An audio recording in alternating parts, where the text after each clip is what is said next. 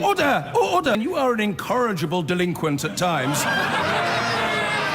Behave yourself, man! We are now going to talk about Universal Credit. There's been an awful lot of controversy around the scheme, and there's news today that the further rollout, it has been rolled out partially, is expected to be delayed again. Let's talk to our reporter, John Owen. John, what else has happened? Hi, Joe. Well, yeah, just first of all, just a little bit of context. It's almost since it was first announced in those sort of foggy, rather distant days now of the coalition government, Universal Credit, which merges 6 existing benefits into a single monthly payment, has faced criticism broadly on 2 fronts. The first is the design of the system, and people draw attention to the period of time that claimants have to wait before receiving a first payment, which is currently set at about 5 weeks. And then on the other hand, the implementation of the system. That's difficulties with the IT systems, claimants receiving late payments or not receiving their full entitlement. Now, critics say that this has driven indebtedness, it's left people struggling with rent payments, and it's driven food bank usage. And as a result, there's been considerable pressure on the government recently to slow the next phase of the rollout. Now, as you said, it's worth remembering that there's about 1 million people already on Universal Credit, and that's mostly people who've made a new claim or have had a change in circumstances resulting in a new Universal Credit claim. But the next phase is the so-called managed migration of about 4 million people with existing benefit claims onto the new system. And we now understand that the government has bowed to pressure and that next phase of the rollout is due to be delayed, meaning that Universal Credit won't be fully functional until 2023 or thereabouts. A leaked document also says that efforts will be made to mitigate the impact of Universal Credit, including allowing some claimants to keep existing benefits for the first 2 weeks after a Universal Credit claim, a reduction at the rate in which claimants pay back any advance payment, and also some help for the self-employed. Right, but it's worth bearing in mind that those changes could be expensive. OK, and you've been talking to a claimant of Universal Credit.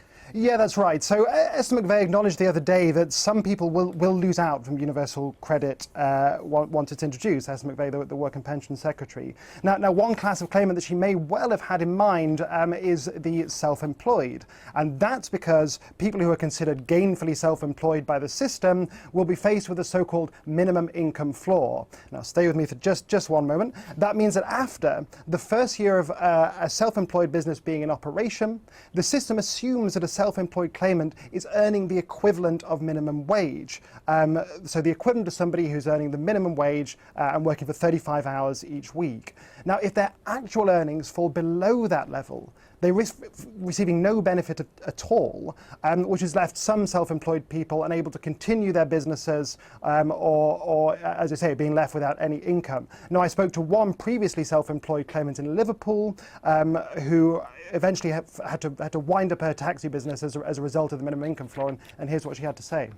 When the minimum income floor was applied, I was really shocked at what I would have to do I thought, how am I going to make this money up? I would no longer receive any assistance from Universal Credit, but I would still have to phone up every month with me incomings, me outgoings, but would not receive any financial help. When I became ill, because I was subjected to minimum income floor, that means that I'm supposed to put money away to cover periods of illness. Minimum income floor means you must work. It's worked out that you work 52 weeks a year. There's no holiday figured into it. There's no sickness pay figured into it. You work 52 weeks a year. Now, with my chronic illness, it's impossible for me to work 52 weeks a year. So, it was minimum income floor was a really bad experience. It's killed the business off for me in the end. Your reaction, Ross?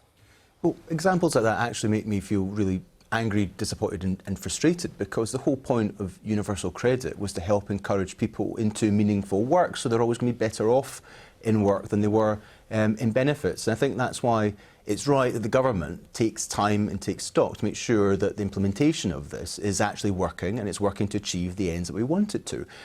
We need to maybe go back to first principles, which is that all political parties did support the introduction of universal credit because it was to help incentivise people into work. We had a myriad of different tax credits where sometimes those who were most in need of it or the most vulnerable weren't actually receiving the support that they needed because it was so complex. And the numbers on about 700,000 people didn't. Now, we need to ensure that with the changes that come into effect, that we're actually achieving the objectives we want. Now, to date, since 2010, 1,000 more people have gone into work, and that has to be welcomed. Unemployment is at the lowest level since 1975. Employment is at a record high. So that's good news. But when examples like this come up, it shows that this is where the government does have to take stock and make changes to help people so they're not in situations like that. Lisa?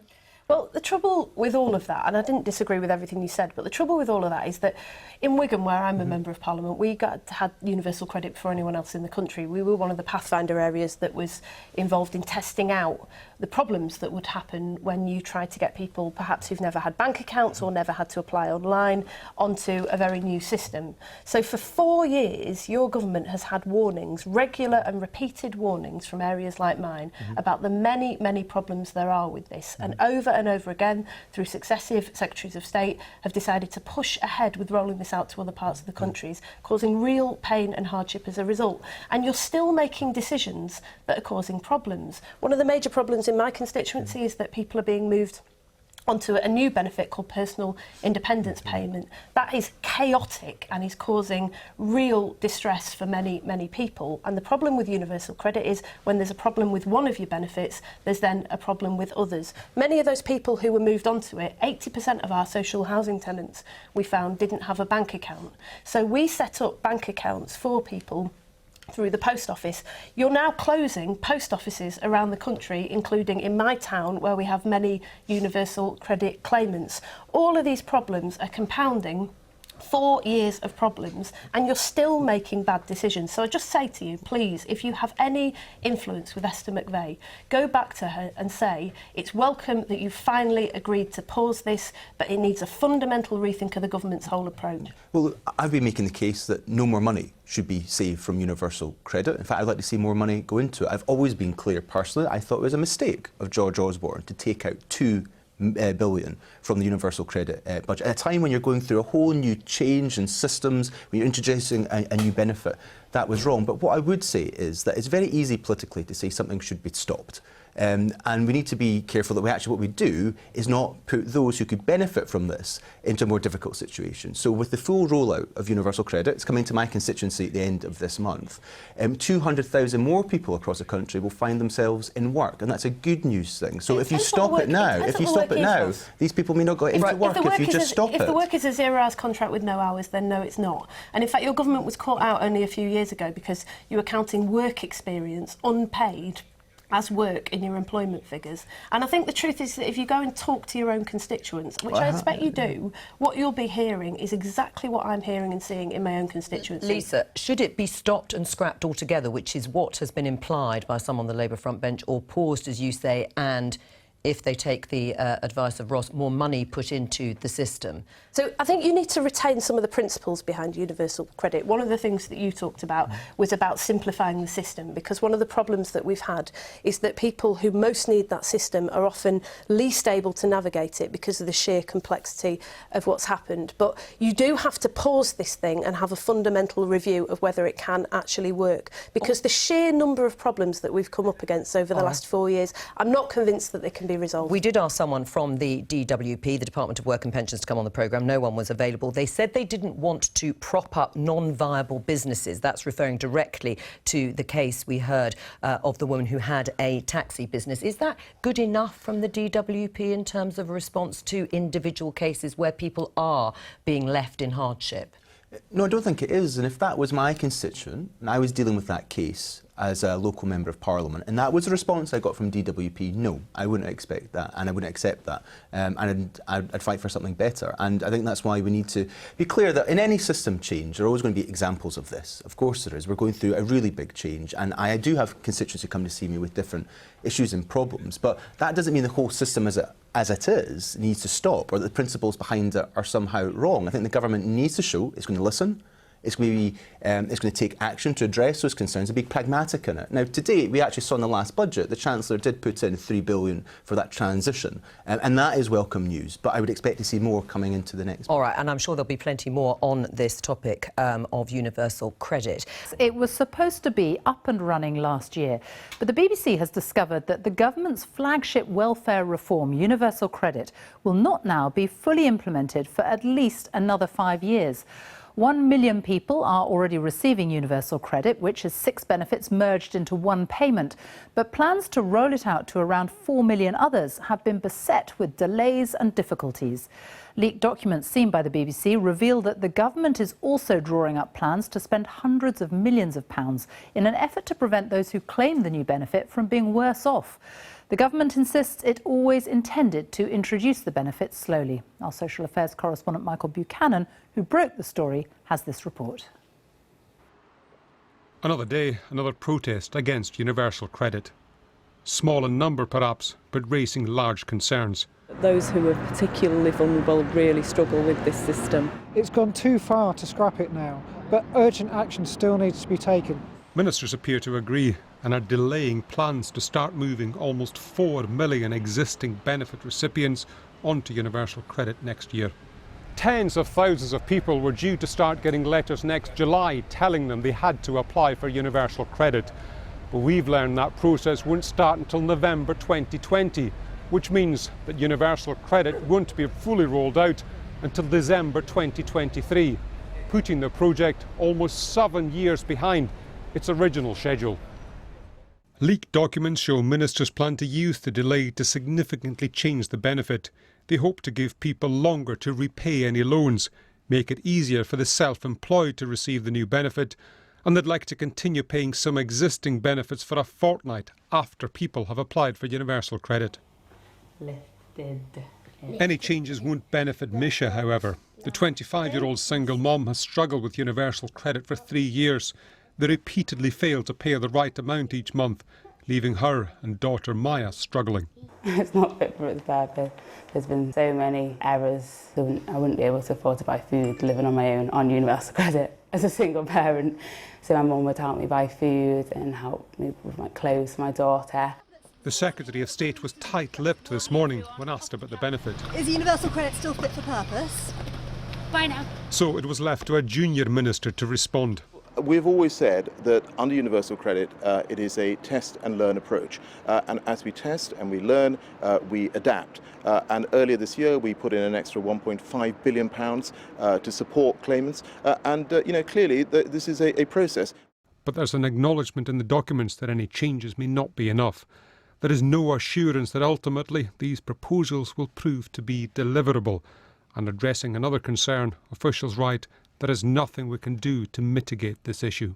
We've had people going into arrears and even sadly people losing their homes as a result because of eviction. So it's a real mess of a programme and the government really needs to get its act together and sort it out. Universal Credit is a new service that helps ensure you're better off in work than you are on benefits. Universal Credit was meant to be the answer to the fiendishly complicated benefit system. For too many people, however, the beleaguered benefit is a living nightmare, and ministers are clearly struggling to achieve its original aims. Michael Buchanan, BBC News. Where pressure is building on the government to stop the rollout of universal credit, as a leaked document suggests more radical changes to the benefit might be needed to mitigate its impact on vulnerable claimants. The government says it will publish plans for the next stage of universal credit in due course. Though another delay to the rollout was announced yesterday, some of those waiting to be put onto the new system say they're frightened about being pushed into debt, as our social affairs editor Jackie Long now reports. This morning's lesson, how to survive if the money runs out. This pop-up food bank has been set up by staff at Outwood Academy School in Middlesbrough for pupils and their families, as universal credit begins to roll out across the area. One of the most deprived parts of the country, staff say they're in no doubt about the impact the new benefit will have after seeing what happened in a neighbouring town. We know that the rollout in Hartlepool meant that the council was responding to needs of things like energy and clothing for their residents. Therefore, we just want to provide food, sanitary products, pet food, nappies, things like that, just something that will ease the burden slightly of having no money. Pressure on the government over claims universal credit is leaving some people destitute has been growing and was debated in the Commons again today. Universal credit is causing severe hardship for many people claiming it, and over the last 2 weeks conflicting statements from the government have caused real confusion over the impact it will have on people who are required to move across to claim it in the next phase. And when it comes to protecting people, I have already made clear that we're going to have transitional protection. There'll be protection for the 500,000 people who are on severe disability premium, and additionally, I don't know what she wants, Mr. Speaker, but if she wants it to go back to the legacy benefit system, she should know that there are 700,000 people in this country who are not getting the benefits that they require. That's £2.4 billion of underpayment. That will change under universal credit. The Minister refused to comment on a leaked document seen by the BBC looking at more potential changes to universal credit. Yesterday it was announced that the rollout of the benefit would face another delay. The question is whether that delay buys the government enough time to make enough changes to satisfy an increasing number of critics, many within its own party. Critics who say universal credit is simply not working, that it's causing hardship for too many of the people it's supposed to be helping. Across the road from Parliament, a food poverty conference with universal credit at the top of the agenda. These women travelled from Newcastle, one of the areas where the benefit was first piloted. Penny Walters waited 6 weeks for her first universal credit payment, relying entirely on her daughter to help her through. How would you have managed, do you think? I wouldn't have done. I would have had to not pay bills. I would have not eaten. So it was a case of, you know, I wouldn't probably even have enough money to buy a pint of milk to have a cup of tea. You know, having to wait 6 weeks it's not good. People shouldn't have to wait. Now, the government have already reduced that wait for most people to 5 weeks. But it's 5 still weeks 5 is still weeks. too long. You've got bills coming out every four weeks, you know, once a month. Having to wait for that long with no money is still going to ruin lives, because as the kind of pilot for it up in Newcastle, we've had so many issues with people who don't have enough money, don't have enough food, don't have enough anything that they need to have. And I think to try and fix it would be brilliant, because in the general scheme of things, it is a good idea. And one of the biggest challenges facing the government may be changing the benefit's reputation. Learning firsthand other people's experience, I'm really worried. I don't want to go on universal credit. It sounds frightening. It sounds like you'll be in debt. You wouldn't have enough to eat. Some campaigners here are nervous about scrapping the benefit altogether, but they say it must be radically reformed. The government say it's getting people back into work. We're not saying that universal credit is completely, irreversibly broken. We think it has to be fixed, but it has to be fixed for the people who it is failing at the moment, and there's far too many of them across the country. Any reform, though, will depend on more money, and for that, all eyes turn to the Chancellor and the budget in 2 weeks' time. Well, now with me is Frank Field, MP, who claims universal credit is forcing women of his constituency into prostitution, and Conservative MP Bob Seely, who supported universal credit and hoped the government would make a success of it. Bob Seely, 30 of your colleagues, Conservative MPs, have urged the Treasury to bung the £2 billion that they took out of universal credit back into it. Were you one of them? Yes, I was, and I was proud to do so. And, I mean, is it enough? Well, universal credit works for the 92%. It's the 8% that we're focused on. Universal credit works and is a good thing to get people off benefits and into work. It is morally good as well as economically good. What we've got to do is to take everybody with us, including that final 8%. I'm sorry Frank feels the way that he does. It is a much better and slower introduction to the system than we had under the equivalent new Labour schemes, and we are deliberately taking years to put this into place. In Hampshire, Eastleigh put it in, Basingstoke learns from Eastleigh, we slow it down, we make sure it works for as many people as possible. It's fundamentally good. Moral and a fundamental good. No, I disagree. And as I disagreed, of course, with the Labour government when they were messing people's lives around, introducing or not introducing tax credits. What we must have, it's great what Bob has said, we need more money.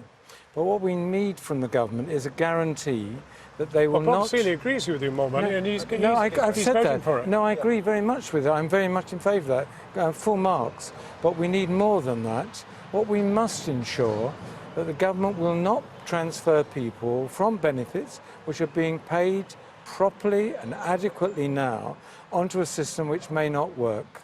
So what they must do is to say everybody who's moving, say, from job seekers allowance will keep their job seekers allowance until their first payment of universal credit. There's 4 or 5 things like that, John. If we did those, then the rollout could begin. We shouldn't do it before. Well, one thing, Bob Seeley, the Scottish Parliament has done is reduce that terrible 5-week hiatus while they're waiting for the benefit down to 2 weeks. Yes. Why can't England?